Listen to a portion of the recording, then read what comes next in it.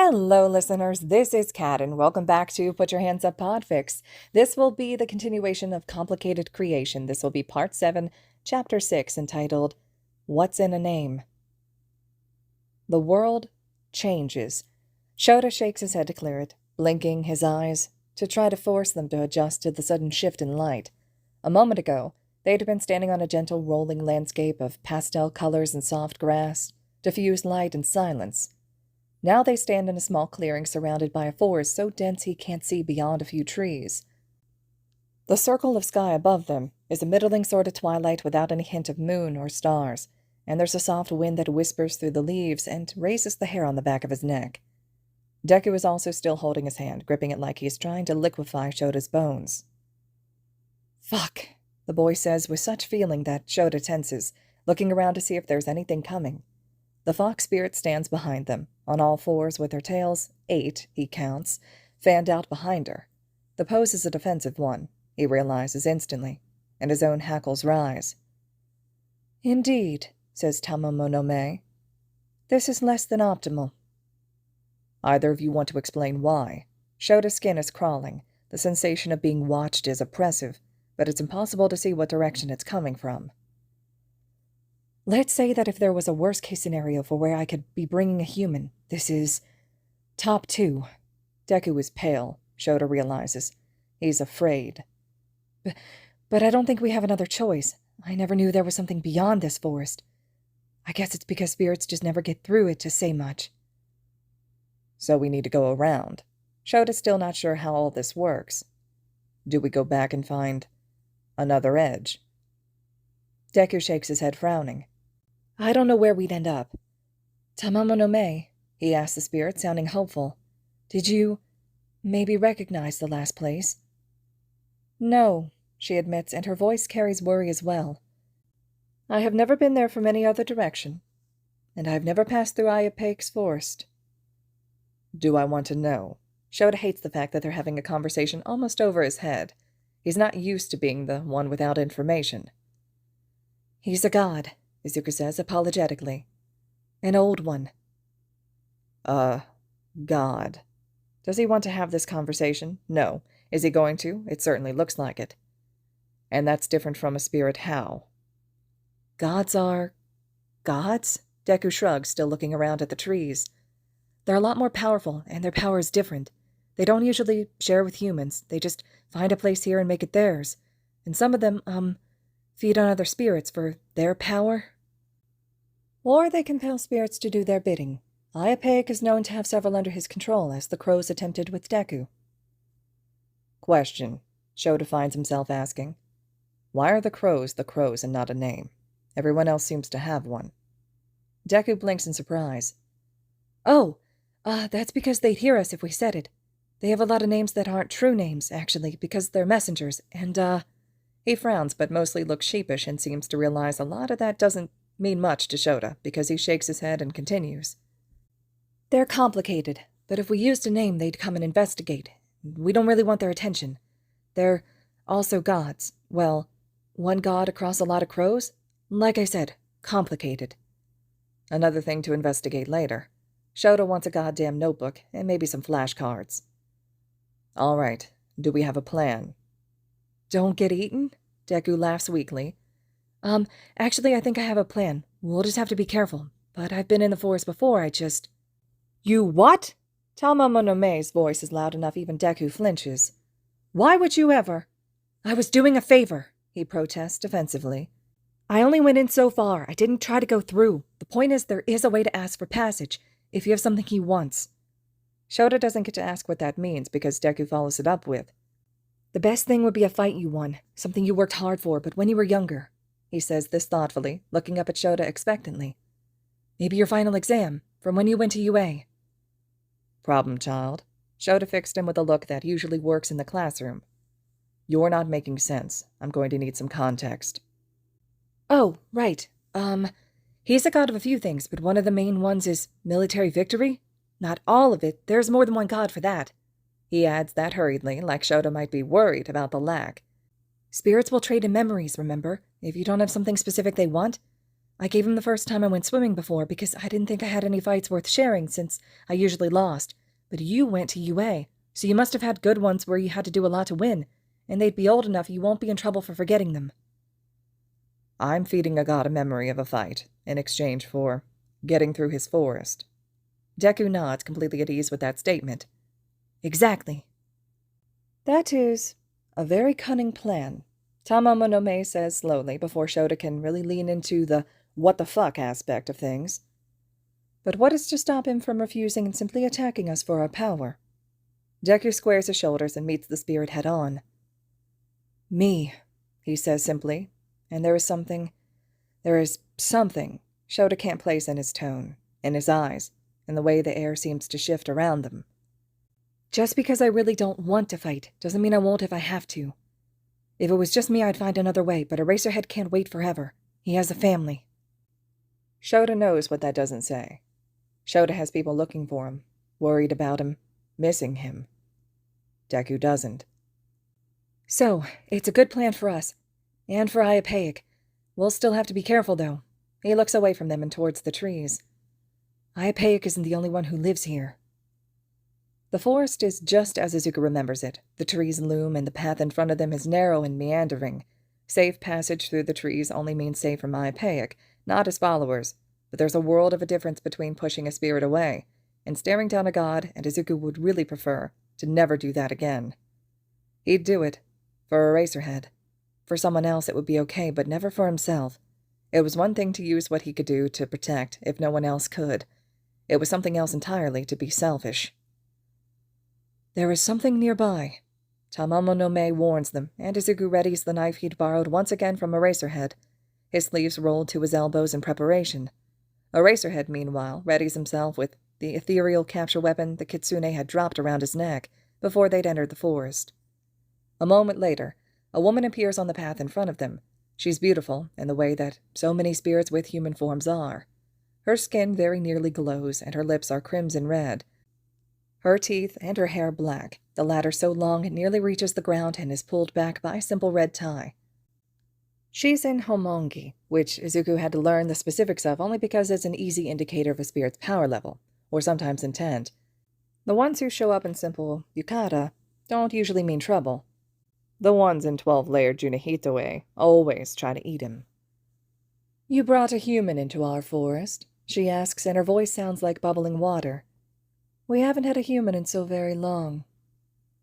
We're just passing through, Izuku tries. I'm taking him home. She raises her sleeve to cover her mouth as she laughs. Her eyes are completely black and glossy, the only thing expressly other about her, beyond her old-fashioned looks and the way she's making his skin crawl. I heard your message to our master, she tells them and takes a step closer. Izuku doesn't risk it. He uses the knife to draw a shallow cut across the back of his left arm, and ignores the way Eraserhead growls. He might have not warned the hero in case he tried to stop him. The spirit stops moving instantly. Are you threatening me, corrupted one? I don't want to fight, Izuku says, voice steady. I really don't want to make trouble for Aizawa. You know that. I think everyone knows I'd rather be a coward at this point. And the admission doesn't hurt to say, even if Eraserhead hears it. He is what he is, and he can't lie.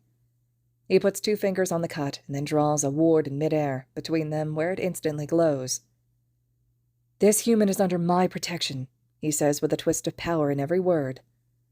I have to bring him safely home. I gave my word. The wind picks up around them. Your word means nothing, defiler. The spirit hisses at the wards, and her beauty warps.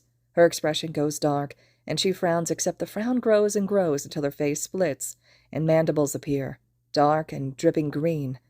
Her hair lifts and frees itself from the tie to become long, hinged legs, sharp and deadly on their own, and terrifying for the way they lift her form from the ground so that she hangs, the human part of her literally limp, as her spider presence looms above them. Tamamo no Mae instantly begins to glow beside him, and Izuku hears Eraserhead curse under his breath, but the man isn't panicking. And why would he? He's a hero. He's faced all sorts of strange mutations. This is probably just another one to him at this point. You cannot hope to take all of us and win, Tamamo no Mae warns with a growl. I will take your power for daring to attack my human.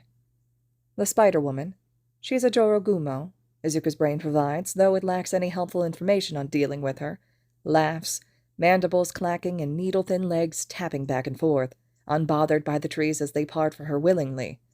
Izuku quickly draws a second and third ward to join the first, the sigils coming easily here when they would have fought him in the real world. "Don't make me do this," Izuku asks one last time, though he knows it's hopeless. "I don't want to fight you." "Poor, pathetic monster child," the spirit taunts, but she doesn't approach, and so Izuku holds off attacking in turn.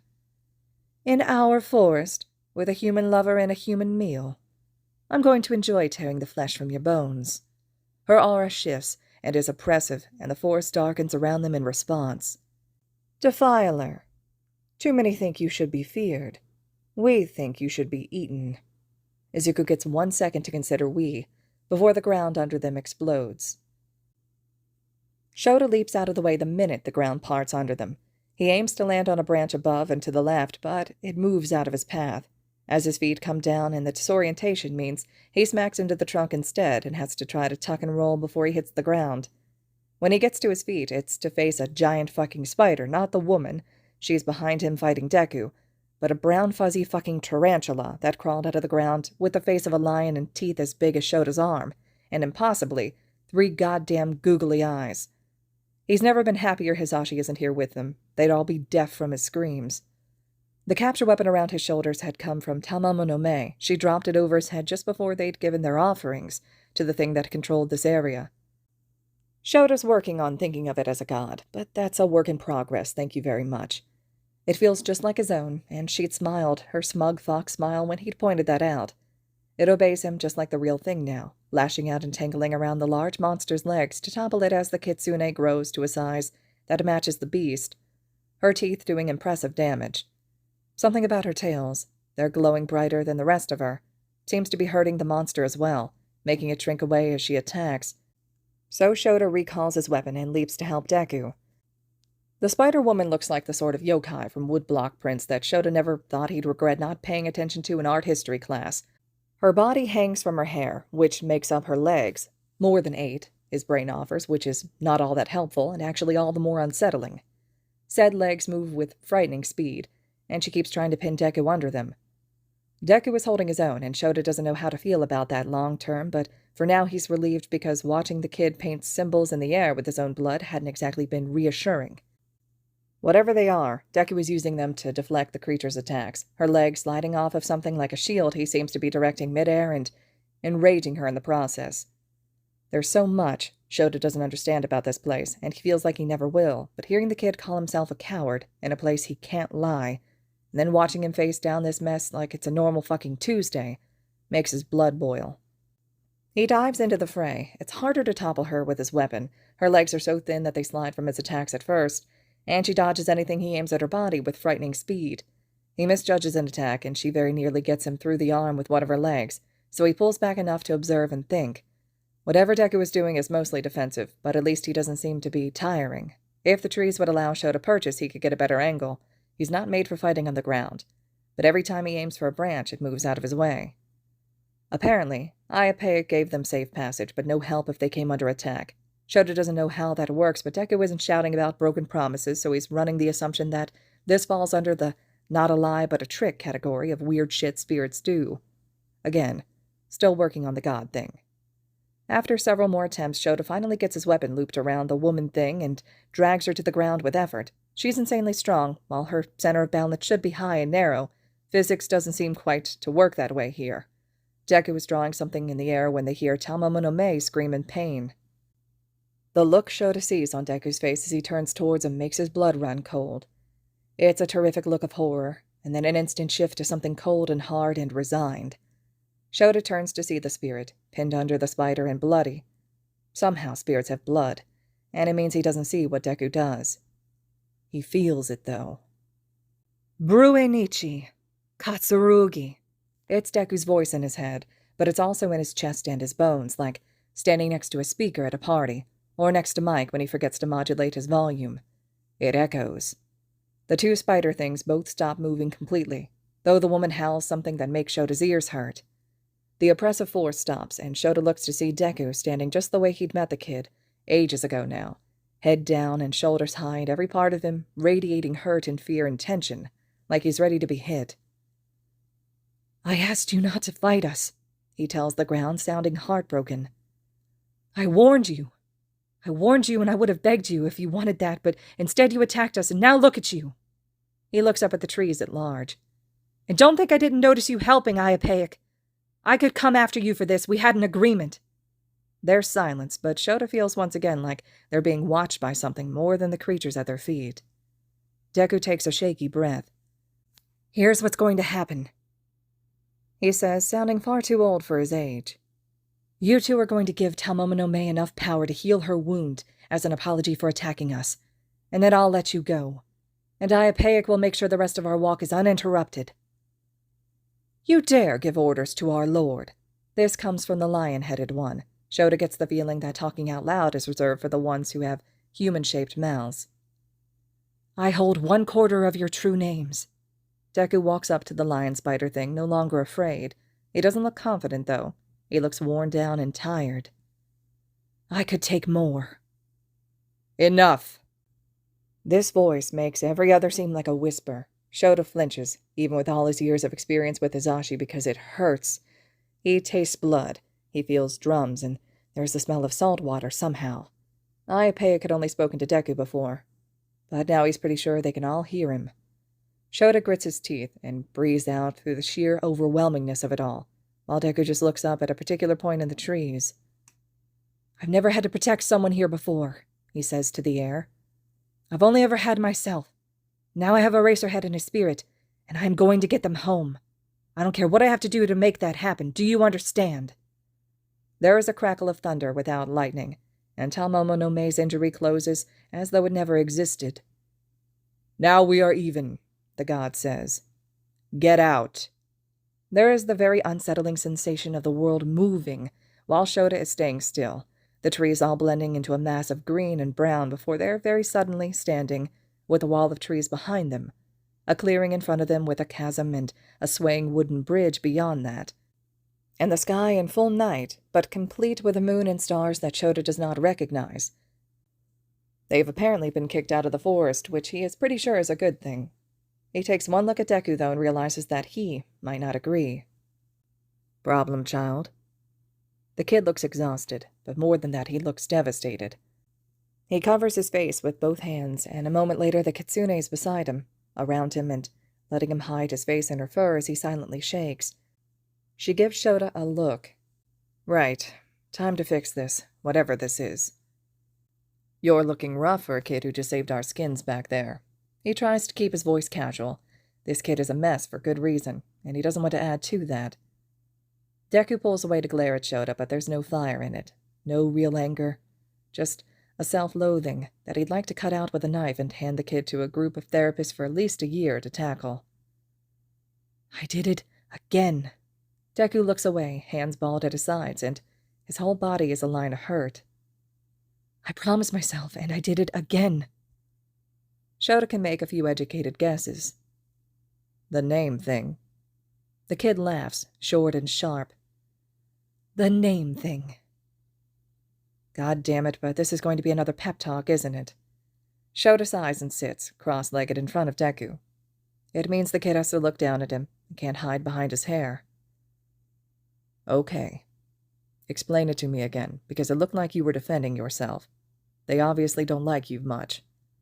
During the fight, despite the kid's initial worries for Shota, the creature seemed to focus on Deku and the kitsune. He's not sure if that's a slight on his abilities or just a fact of him being human. Deku looks down at him, clearly uncomfortable at Shota sitting on the ground. He fidgets for a moment until Talmoma no Mae nudges him and he sags like a puppet with the strings cut, and sinks to the grass as well. The kitsune instantly curls behind him so that he can lean back against her side. "I think I said it before, but names are important. Names are what a thing is here. Sort of. It's complicated." "Problem child," Shota intones with every ounce of dry humor he has. "What part of your life isn't?" It's worth it for the way that Deku laughs, far more open and with some actual mirth this time. Deku's smiling, lopsided and uncomfortable, but still smiling as he continues. There's a difference between someone's true name and what you call them. So, Eraserhead isn't your true name. Neither is Tamamo no Mei or Deku.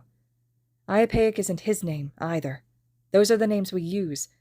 But they don't really have any power except, like a phone number. I could use it to find someone once I know any of their names at all, but that's about it. Shota nods and waits. One thing about this kid is that when he starts talking on a subject, he tends to go at it full tilt. He wants to see how he'd handle classes and structured learning when this is over. There's a hell of a mind here that people let go to waste. Usually here, you have to tell someone your name, or give someone your name. There's a big difference that, I didn't know before, which isn't the point. The point is that no one really tells their true name because it's dangerous. You can lose a lot. Deku swallows and seems to sag again, wretched. And what I can do, what I did. I went into who they were, and I found their names. Well, the first part. And then I used them. Deku sits and blinks rapidly, and seems to wait for some sort of condemnation, like he's done something wrong. And the best way forward is through as far as Shota's concerned. I went in and took their names, without their permission. I could use that to hurt them. But you didn't. Shota pulls a knee up so he can prop his head on it because he's tired. Look, as far as I can tell, you're not running around and taking everyone's name just for fun. You're not collecting an army to fight for you or do your bidding. You have an ability and you're using it when you're threatened to protect yourself and others. Would you blame Shinzo if he used his quirk on you, if you'd gone after him with a knife? What? Deku looks down at him shocked. I'd never, and he's training to be a hero, so if he uses his quirk... So if someone on the street attacked him, even if he wasn't a hero, would you be upset at him using his quirk to stop that fight? No, but it's different. Deku looks, if Shota has to give it a word, panicked. He's come across this sort of thing before. Sometimes you get someone who's built up a specific worldview they need to be true, even if it doesn't always make sense. How is it different, problem child? The kid flails. Because I can hurt them. I could keep using my power even after the fight. I have hurt them before I knew how things worked. And we've never seen someone get hurt because a kid was learning how to use their quirk, Shota points out dryly. We absolutely weren't just in a whole district covered in immortal plants that no one can weed because someone with a garden quirk had a crisis. Never heard of that happening at all. You're not helping! Deku slams his hands on the ground and Shota notices with interest. The grass around them seems to wilt a bit. It's different! He's unfazed by the example of teenage angst. He's seen far better. I don't think it is, he says, still flat as he can make himself sound. Here's what I see. I've got a kid in front of me who has a powerful quirk. Don't correct me. At the end of the day, it's a quirk. Who could use it to fuck people over, and once hurt someone badly enough he's terrified of using it like that again.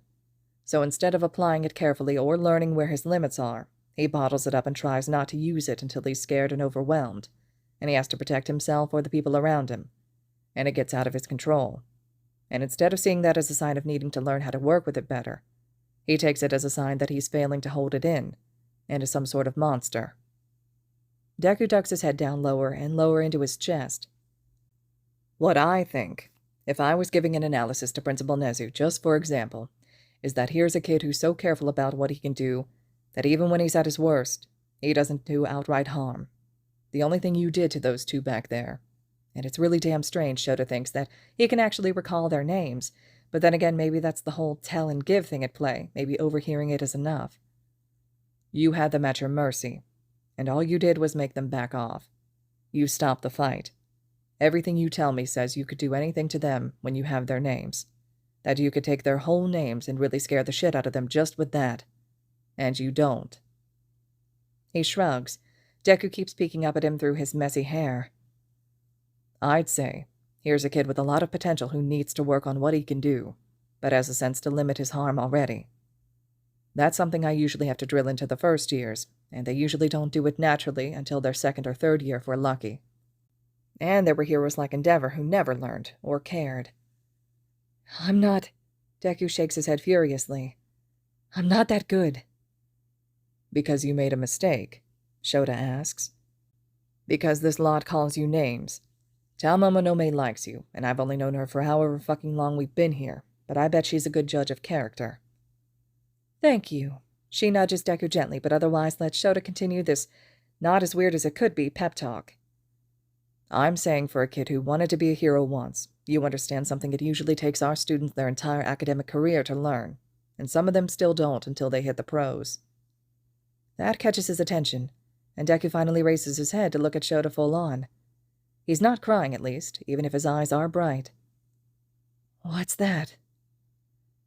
It's that you keep going. Even when everything is shit. When people are shit and the world isn't fair. You keep going. And you do what you can. Kid, look at what you've put up with.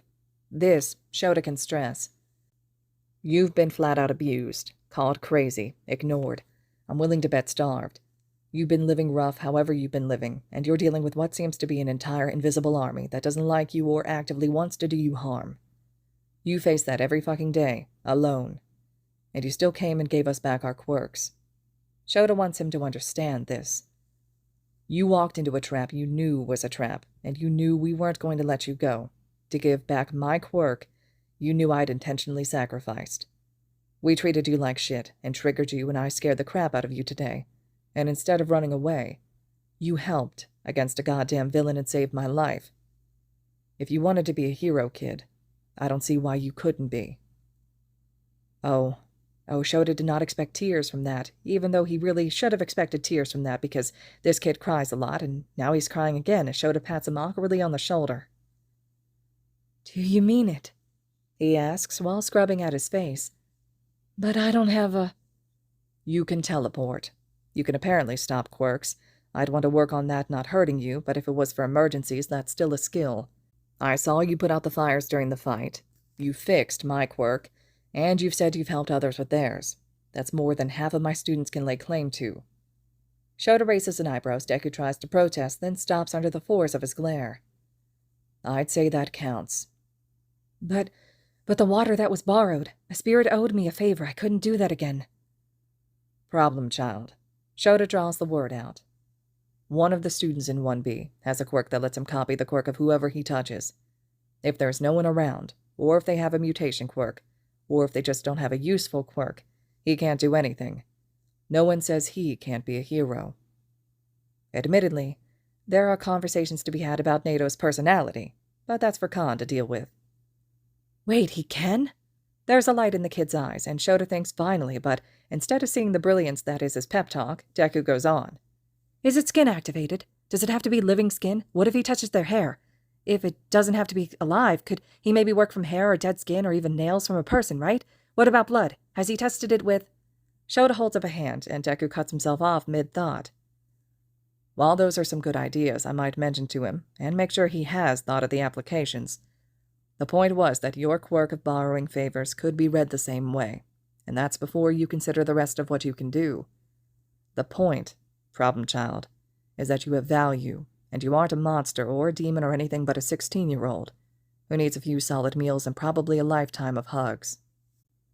Deku blushes, his cheeks bright red, but his smile is whole, and for the first time, looks a little less broken, and Shota's proud of himself until he realizes. Problem child, why are you glowing? You are as well, Talmomonome says with such delight she sounds like she's giggling. Oh, this is unexpected, but somehow so appropriate. Deku stares at his hands, and Shota does the same. What's going on? The kid asks, and it's the first time he hasn't known what was happening here, and that worries Shota more than he'd like, but at least the spirit seems happy about matters. Just a bit of very old magic, she says, radiating smug mirth. We were talking about names before, after all, were we not? That seems to mean something to the kid, who stares at Shota with suddenly huge eyes. Oh my god. What? I think you just gave me a name. Shota thinks about that for one short second. Like hell I did.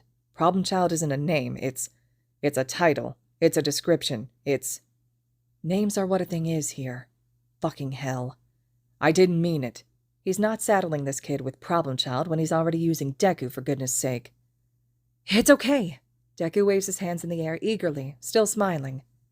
I know you don't mean it to be mean. I can tell. I don't think you could give me a name I didn't, want? He looks over to the kitsune. She nods, her front paws crossed almost daintily in front of her. Indeed, you cannot give what will not be received, and you cannot take back what has been given. Still smug, her tails smack the ground behind them. I was once given Tamomo no Me, and I cherish it above all others. Deku perks up at that, probably at the chance to get the conversation away from him for a while. Who gave it to you? She blinks slowly, then leans forward until her nose touches Deku's. That is a story for another time, she says, voice warm. For now, we should focus on getting my human home, don't you think? Oh my god! Deku shoots up to his feet. We've just been sitting here, and I've been so useless, I'm so stupid, Problem child. Shota can feel the title means something now when he uses it, like the words have weight. We are going to work on your self-flagellation. Later, of course, but it's good to plant the idea now. For now, let's just get moving, all right? Deku laughs uncertainly, hand on the back of his head, and it looks so much like Shinso's nervous tic, Shota has to smile. All right, listeners, this concludes Chapter 6 of Complicated Creation. Chapter 7 will be up next. I hope you all are still enjoying this one, and as always, thank you all so much for listening.